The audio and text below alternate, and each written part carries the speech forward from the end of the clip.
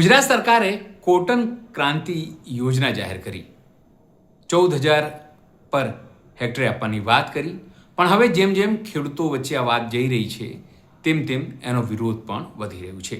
પહેલાં કોંગ્રેસ, આમ આદમી પાર્ટી અને હવે સામાન્ય ખેડૂતો પણ આ યોજનાનો વિરોધ કરતો દેખાઈ રહ્યા છે અને સાથે તેઓ સોશિયલ મીડિયા ઉપર પણ ખુલીને આના વિરોધમાં બોલી રહ્યા છે કે આ સરકારની યોજના માત્ર ફારસ છે, ખેડૂતો માટે લોલીપોપ છે. નમસ્કાર, હું છું ચિંતામણી પુત્રેલ પટેલ. સ્વાગત છે આપનો અમારા કાર્યક્રમમાં. આવો સાંભળીએ ખેડૂત આગેવાનો આ અંગે શું કહી રહ્યા છે.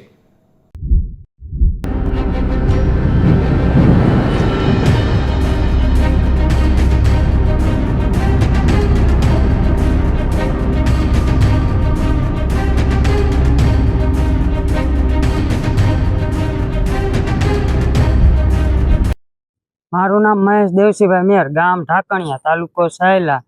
આ સરકારે અત્યારે જે કીટ જાહેર કરી છે, સરકારે આ કીટ 2 મહિના અગાઉ જાહેર કરી દો. અત્યારે આ કપા 1.5 મહિનાનો થઈ ગયો. હવે કીટની અમારે કઈ જરૂર શું?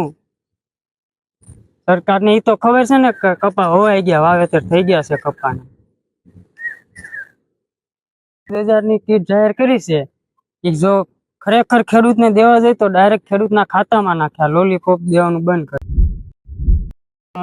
મિત્રો, હું ખેડૂત પુત્ર રમેશ મેર.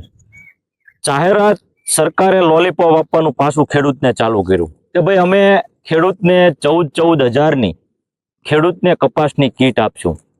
પણ હું એ અધિકારી અને એ મંત્રીને પૂછવા માંગુ છું કે તમને ખબર તો છે કે નહીં કપા ક્યારે વવાય? કપા વાવીને તમે જો 1.5 મહિનાનો કપા થઈ ગયો ને, હવે તમે કપાનું કીટ આપવાની વાત કરો છો.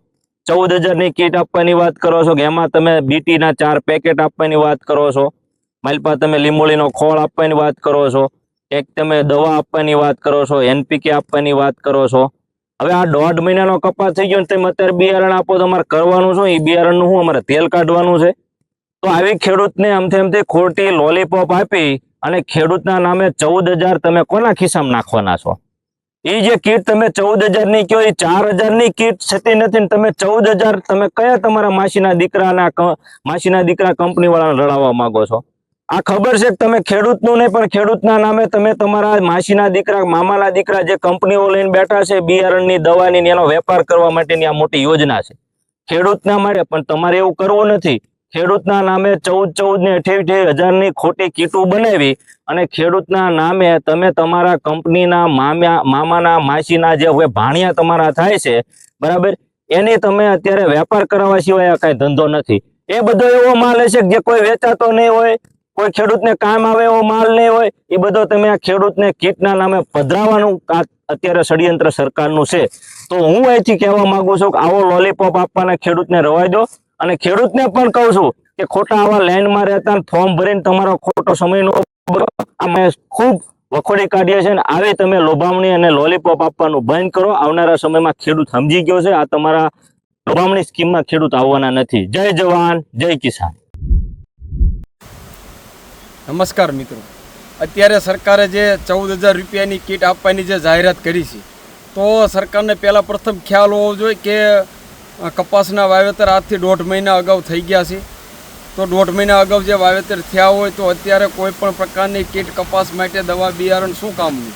તો સરકારે જે અત્યારે ખેડૂતોને ગુમરાહ કરવા માટે થઈ જે 14,000 રૂપિયાની જે કીટની જે જાહેરાત કરી છે કે ભાઈ અમે કીટ આપીશું, કીટની અંદર એની દવા અને બિયારણ વગેરે જે એની જે કાંઈ બિયારણ છે એ બધા અમે આપીશું. તો આ સરકારે એક ખોખલી જાહેરાત કરી છે.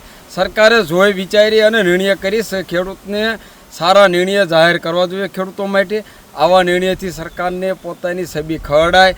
સરકારના મંત્રીને ખ્યાલ હોવો જોઈએ કે કપાસના વાવેતર આજે 1.5-2 મહિના થઈ ગયા, કપાસના વાવેતર થઈ ગયા છે. તો આ સહાય, આ કીટ હવે ખેડૂતને શું કામની?